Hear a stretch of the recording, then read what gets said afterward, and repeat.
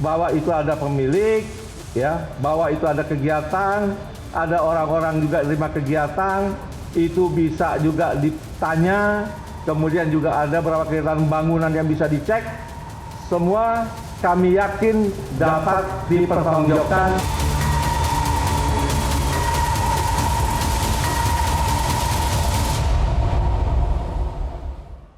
Anda kembali bersama kami di Prime Time News. Kita lanjutkan Mas Boyamin dan Prof. Puji. Kami mulai dari Mas Boyamin dulu. Tadi pertanyaan kami awali dengan pengakuan terbaru dari pengacara tersangka Don Rito kalau uang dan emas 74 kg adalah miliknya yang disimpan di rumah Sentul dan atas izin Febri sejak tahun 2023. Katanya rumah di Sentul itu backup operasional Yayasan Dakwah. Apa yang bisa Anda cermati dari klaim itu, Mas Boy? Lazimkah penegak hukum bersedia rumahnya digunakan untuk menyimpan aset sebanyak itu? Mohon maaf, saya sejak tadi pengen ketawa aja ya Pak, karena ya malah semakin tidak logis gitu. Apa segampang itu mengelabui penegak hukum yang sedang menyidiknya gitu. Kalau bisa dikelabui berarti ya saya malah curiga gitu. Karena masyarakat aja menertawakan sama dengan saya gitu pengakuan itu. Logika sederhananya gimana gitu. Saya sering berulang-ulang mengatakan pemilik Jarum Kudus Pak Budi Hartono itu saya yakin di brankasnya nggak ada ya sampai 5 miliar. Kalau dia punya uang 50 miliar atau 100 miliar, ya diputar di usahanya. Itu satu, karena biar berkembang. Kedua, menghindari pajak pribadi. Biar aja nih ditanggung perusahaan. Kalau butuh-butuh aja minta untuk apalah bepergian atau untuk sekedar kebutuhan, beli mobil, beli kendaraan, beli untuk sedekah misalnya begitu. Itu suatu hal yang jawaban menurut saya malah sebagai upaya menjadikan kita seakan-akan bodoh gitu, membodohi kita semua gitu kalau saya sih.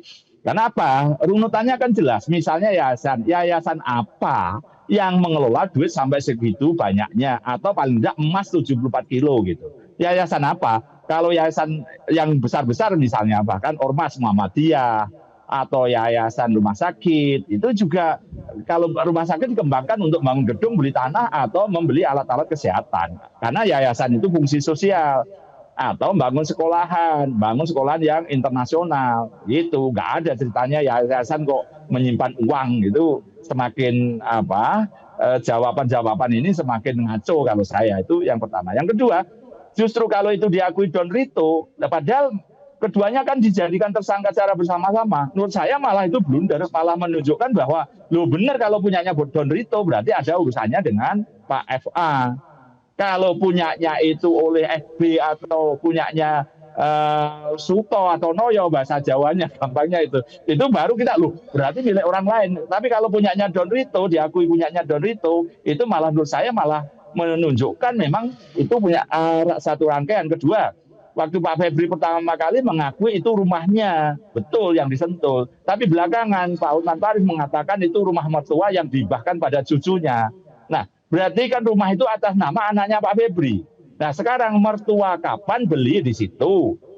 Dari siapa? Karena setahu saya tahun 2001-2022 itu rumah itu masih punyanya Pak Rasid. Pak siapa ya? Lupa. Pokoknya Pak R begitulah. Sebelumnya gitu. Jadi baru dibeli, baru kemudian 2002 atau 2023 dibeli sebelahnya menjadi luas di pojok roof itu. Karena saya punya teman di situ jaraknya cuma 10 menit dan 4 menit dari rumah itu. Jadi tahu keadaan rumah itu. Jadi itulah Eva yang menurut saya ini malah justru tantangan bagi penyidik untuk menggali lebih jauh. Ketika tidak ketemu suatu alur atau urutan tidak logis, ya berarti memang milik keduanya dan memang terkait dengan keduanya secara bersama-sama. Mestinya ini lebih memudahkan penyidik untuk menelusurinya, Eva. Oke, kalau Prof. Pujiono, kalaupun penguasaan rumah itu ada di tangan Don Rito, menurut Komjak apakah masuk akal kalau seorang penegak hukum tidak meragukan soal asal-usul dari aset itu?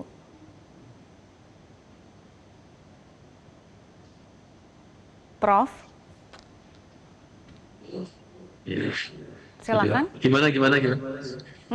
Soal asal-usul dari aset itu, kalaupun penguasaan rumah itu ada di tangan Don Rito, menurut Komjak masuk akal tidak kalau seorang penegak hukum Ya, tidak kalau meragukan argumentasi asal-usul dari aset itu? pengacara biasa saja, dia mau bilang apa-apa. Tapi penyidik itu kan gampang saja. Nah, kalau melacak itu tinggal dilihatkan TPA-nya apa, terus dari TPA itu kira-kira potensi uangnya seperti apa, dan kemudian larinya kemana, itu akan ketemu. Kalau kemudian dia mengatakan bahwa itu uang adalah milik pondok pesantren segala macam, itu argumentasi ya sah-sah saja bagi lawyer ya dalam membela kliennya. Tetapi penyidik punya jalan alur berpikir sendiri, jalan cerita yang lain, saya pikir. Oke, penyidik bisa saja langsung melacak. Mas Boy, ada tanggapan? Karena Anda sebut Ya. itu tantangan itu bagi tadi, penyidik untuk melacak. terutama gampang itu dilacak asal usulnya. Kalau itu dolar kan nomor serinya ketahuan dulu diperoleh dari mana atau ditukar dari siapa. Atau kalau tidak ketemu ya sudah, berarti itu pencucian uang. Kan tugasnya si tersangka ini kan kemudian dia harus seakan-akan melakukan pembuktian terbalik. Diperolehnya bagaimana, cara apa.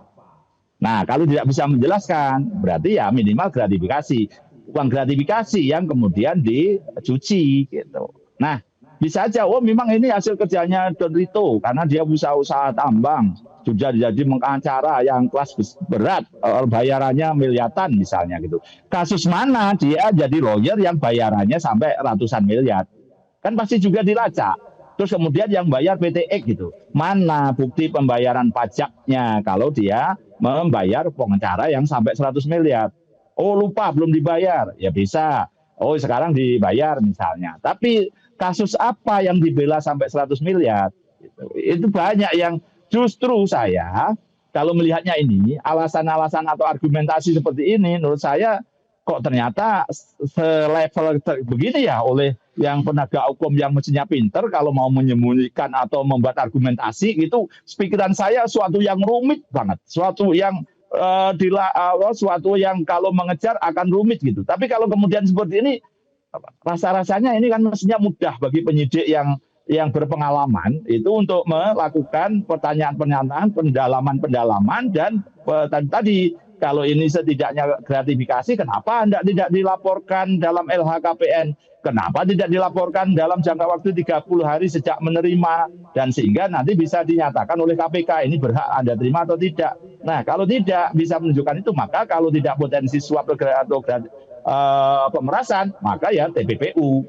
Gitu. Jadi ini yang gampang sebenarnya harusnya bagi penyidik, karena apa? Saya tadinya membayangkan itu Eva, suatu alur yang rumit sekali, ada saham, ada kemudian hasilnya perusahaan begini gitu. Tapi ini kan dalam teori pencucian uang itu ada 3 itu. Saya pikir yang sudah ketiga itu suatu yang apa namanya habis pencampuran akhirnya disebarkan kembali seakan-akan jadi uang bersih gitu. Ternyata belum, masih di tingkat pertama, dikumpulin aja, dijadikan uang valuta asing dan dijadikan emas gitu. Dan emasnya aja itu kata teman-teman yang pernah lihat tidak ada labelnya dari Antam atau dari UBS, nggak ada, dan bahkan itu agak lentur, itu betul-betul emas murni itu. Tadinya kita berpikir palsu, ternyata isunya masyarakat kan gitu, ternyata murni, bahkan bukan sekedar 24 karat, di atas 24 karat itu. Dan uangnya itu yang sekali lagi saya mengatakan korupsi itu ya rata-rata salah satunya disimpan dalam bentuk dolar Singapura yang 1000-an, karena itu langsung 16 juta yang atau minimal 14 juta lah ya. Jadi ini sudah korupsi atau diduga tidak jelas, tidak cinta NKRI karena yang dipakai bukan rupiah ya Pak. Masih. Baik. Mohon maaf. Anda sepakat mudah saja bagi penyidik, Prof, dan tidak ada kesulitan bagi jaksa mengusut perkara ini, mengingat perkara ini mulainya diselidiki oleh kepolisian?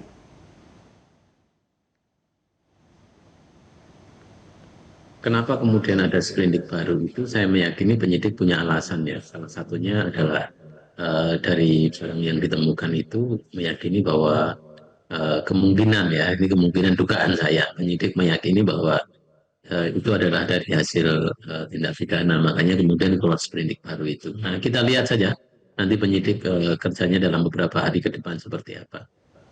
Bukan itu aja Prof, kalau itu barang jelek, pasti kejaksaan juga tidak mau menerima pelimpahan atau pengalihan dari polisi kepada kejaksaan.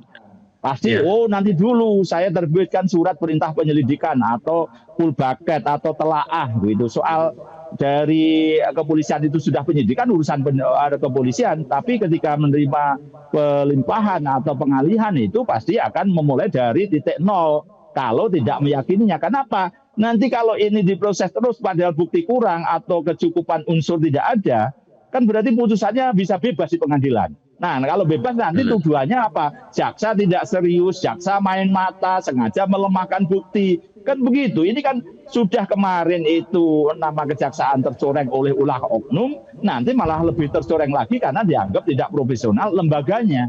Ini kan yang dipertaruhkan bukan hanya kejaksaan. Ini adalah seluruh rangkaian penegakan hukum Republik Indonesia, Eva. Ini makanya, sudah jadi atensi Komjak, Prof? Ya, betul. Keluarnya sprindik baru itu, besok teman-teman barangkali akan ke lantai 20 Kejaksaan Agung untuk melihat proses pemeriksaan. Dan kita lihat akan progresnya, kita pantau, dan kita berharap juga teman-teman di penyidik ya, di tim 9 ini bisa kemudian menyampaikan juga melalui Puspen tentu, progres-progres setiap tahapan perkembangan yang dilakukan. Gitu. Sehingga pemeriksaan ini bukan hanya kita dorong untuk lebih cepat, tetapi juga tadi yang sampaikan diwanti-wanti Pak Bonyamin bahwa jangan sampai nanti hanya mengejar cepat saja tapi mentah itu, tapi harus juga memang nanti ini punya alibi kuat, argumentasi kuat di pengadilan, bisa kemudian pembuktiannya. Alibi kuat pembuktian di persidangan nantinya ya. Terima kasih Prof Pujiono dan Mas Boy sudah bergabung bersama kami di Prime Time. Terima kasih, Masih Prof. Sama-sama. Jelajahi cara baru mendapatkan informasi. Download Metro TV Extend sekarang.